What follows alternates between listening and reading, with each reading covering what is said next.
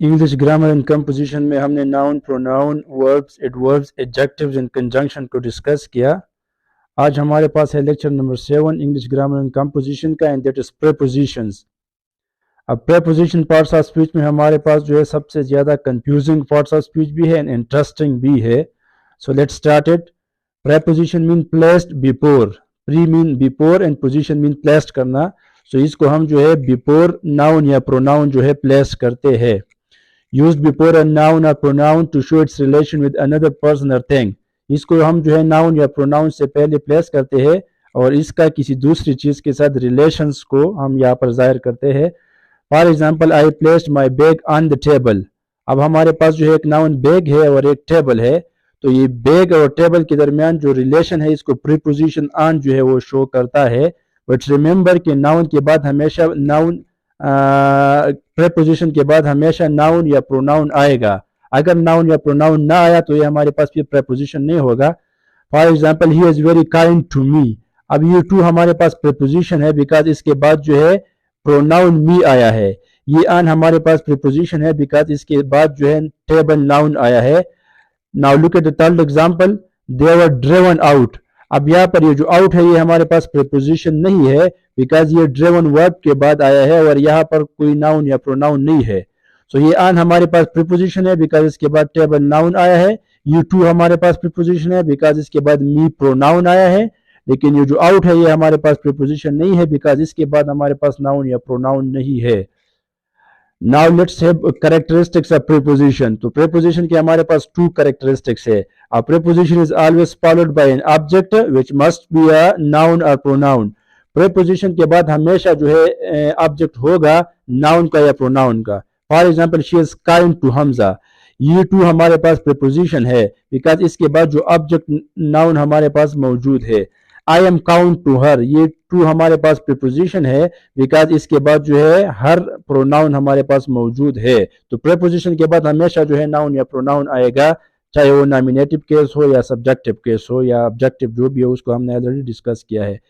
Second characteristics, combined with a noun a preposition can become a prepositional phrase. अगर preposition हमारे पास noun के साथ combine हो गया तो इसको हम प्रीपोजिशनल फ्रेज कहते हैं। और अगर प्रीपोजिशन वर्ब के साथ कंबाइन होता है तो इसको हम फ्रेजल वर्ब कहते हैं, जो आगे हम डिस्कस करेंगे। फॉर एग्जाम्पल, अबाउट जो है ये हमारे पास प्रीपोजिशन है, लेकिन अगर इस अबाउट के साथ मैं नाउन लगाओ room, about the room, so preposition के बाद मैंने नाउन लगाया, सो ये हमारे पास बन गया प्रीपोजिशनल फ्रेज। सो प्रीपोजिशन के साथ हम नाउन लगा के उससे प्रीपोजिशनल फ्रेज बना सकते हैं। प्रीपोजिशन के साथ वर्ब आएगा तो फ्रेजल वर्ब होगा। इसको आगे डिस्कस करते हैं। Now difference between preposition and adverb. अब कभी हमारे पास जो है सेम वर्ड होता है तो उसको हम आइडेंटिफाई करेंगे कि यह एडवर्ब है या प्रीपोजिशन है। तो अगेन अगर ये जो वर्ड है प्रीपोजिशन का, ये अगर नाउन या प्रोनाउन को गवर्न करता है, इसके बाद नाउन या प्रोनाउन होगा तो ये प्रीपोजिशन होगा। अगर सिंपली ये वर्ब के लिए था तो फिर हमारे पास ये एडवर्ब होगा। फॉर एग्जाम्पल, हैज ही केम इन। अब यह जो इन है हमारे पास ये कम वर्ब से आया है, वर्ब के लिए आया है, तो इसको हम एडवर्ब कहेंगे, ये हमारे पास प्रीपोजिशन नहीं है। इफ आई से is he in his room, अब यहाँ पर जो एन हमारे पास है ये प्रीपोजिशन है बिकॉज इसके बाद हमारे पास रूम नाउन आया है। लेट अस मूव ऑन, यहाँ पर जो ऑन है ये हमारे पास प्रीपोजिशन नहीं है, ये एडवर्ब है बिकॉज ये ऑन जो है मूव वर्ब के लिए आया है। The book lies on the table, ये जो हमारे पास ऑन यहाँ पर है ये प्रीपोजिशन है बिकॉज इसके बाद हमारे पास टेबल जो है वो आया है, नाउन आया है, इसके साथ ऑब्जेक्ट मौजूद है। Her father arrived soon after, यहाँ पर ये जो सून आफ्टर है ये हमारे पास अराइव्ड वर्ब के लिए यूज होगा तो ये एडवर्ब है। After a month her father arrived, अब यहाँ पर जो आफ्टर अ मंथ है ये हमारे पास प्रीपोजिशनल फ्रेज है बिकॉज ये उसके बाद जो है नाउन आ गया है। सो इसको हम इस तरह डिफरेंशिएट करेंगे। अगर प्रीपोजिशन जो है उसके बाद नाउन या प्रोनाउन था तो उस टर्म को हम प्रीपोजिशन कहेंगे। अगर ये सिंपली वर्ब के आया था तो फिर ये एडवर्ब होगा। नाउ फंक्शन ऑफ प्रीपोजिशन, तो हमारे पास 5 डिफरेंट फंक्शन है प्रीपोजिशन के। इसको हम टाइम के लिए, प्लेस के लिए, डायरेक्शन के लिए यूज कर सकते हैं। सो सबसे पहले हमारे पास है प्रीपोजिशन ऑफ प्लेस, वो प्रीपोजिशन जिसको हम प्लेस के लिए यूज करते हैं बिकॉज यहाँ पर जो है प्रीपोजिशन प्लेस को गवर्न करता है, उसको इंडिकेट करता है। For example, in or inside the cage, over the river, above the clouds, up the stairs, along the street, across the road, between the two cities, इन या into the water, at the bus stop, through the tunnel, among the trees, under the table, down the stairs, in the pens, in the pool. So यहाँ पर ये जो preposition है ये हमारे पास preposition of place है, because ये place को किसी जगह को गवर्न करते हैं। ओके, उसके बाद हमारे पास है प्रीपोजिशन ऑफ टाइम। यहाँ पर जो प्रीपोजिशन होगा ये टाइम को गवर्न करेगा। फॉर एग्जांपल इन जनवरी, तो इसको हम मंथ के लिए यूज भी कर सकते हैं। In the morning, at 5 o'clock, at the noon. Okay, on October 2nd, on Tuesday. Okay, in 2014 year के लिए भी होता है at 5 AM। Okay, at Eid, on Monday morning. सही है। इन अ वीक, सो यहाँ पर ये जो प्रीपोजिशन है इसको हम कहते हैं प्रीपोजिशन ऑफ टाइम, बिकॉज ये टाइम को इंडिकेट करता है, उसको गवर्न करता है। Then we have preposition indicating direction. कुछ इस तरह की प्रीपोजिशन है जो डायरेक्शन को इंडिकेट करता है। For example into, she walked into the room, या out of, he walked out of the room. उसके बाद टू भी हमारे पास इंडिकेट करता है डायरेक्शन को। She goes to school, through, they run through the crowd, after, they all run after the thief। तो ये हमारे पास है प्रीपोजिशन इंडिकेटिंग डायरेक्शन। फोर्थ जो टाइप है वो हमारे पास है प्रीपोजिशन विद पर्टिकुलर वर्ड। ये कंपैरेटिवली इंपॉर्टेंट है।